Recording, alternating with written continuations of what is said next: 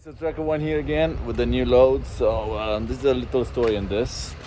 So I have this wheel loader, which we booked it from last week before getting to Maryland. So I deliver the one in Virginia and drove to Maryland and pick up this one. But we booked it from before the weekend, so we're good for Monday.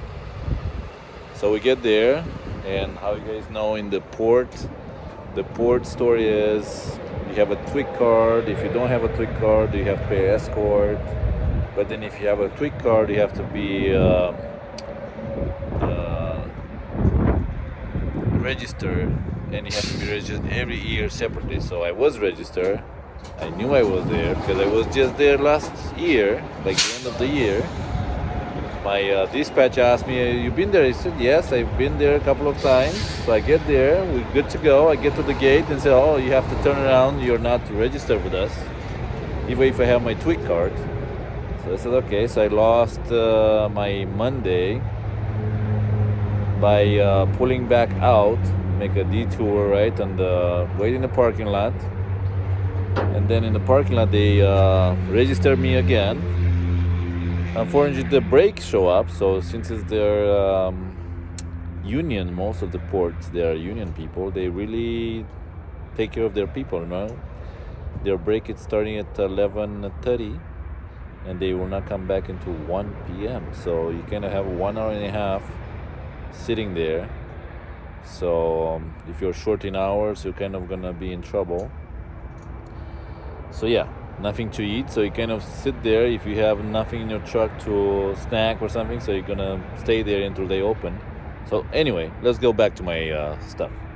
So I pick up this loader since I said we book it before getting there.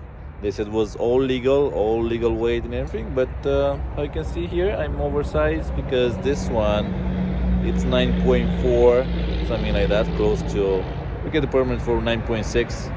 But since they're tires, right, so it's kind of hard to measure it exactly. So I put 9.3, 9.4, something like this.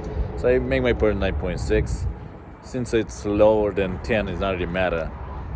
So pick up this. The deal was they're supposed to be legal, and then we contact them and listen, guys, this is oversized because now we need permits. And some of the brokers, they will say, we're going to pay the permits. But I'm not really agree with that because the permits company, what do the permits for me, they will charge me $25 for each state. So if I have 20 states to go through, or 10, whatever, I have to add that $25 each state plus the permits. So usually I tell them, no, you pay me the extra what I want, what we negotiate, right? So I can pay the permits, so I can pay those 25, because if you pay the permits, I did one load of that when they paid the permits, but then I paid this 25 fee, so it was like 10 states, and I paid $250 from my cut. So try to negotiate with you to pay the permits, so in this way they pay you. And it can go both ways, you know. You can negotiate 500, and in the end you pay 700 because if your weight and everything, it's permits are more expensive. So yeah, this is the story for Monday. Today it's already Tuesday. I'm already like in Kentucky. So now I'm stopping, and I want to show you how I tidy down. Tell this little story here. So how much money I make with this? So I pick up in Maryland, in port of Baltimore, right? And I will take this to Denver, Colorado, a little bit more up. So, so you can see here, it's a JCB wheel loader. It's a 437.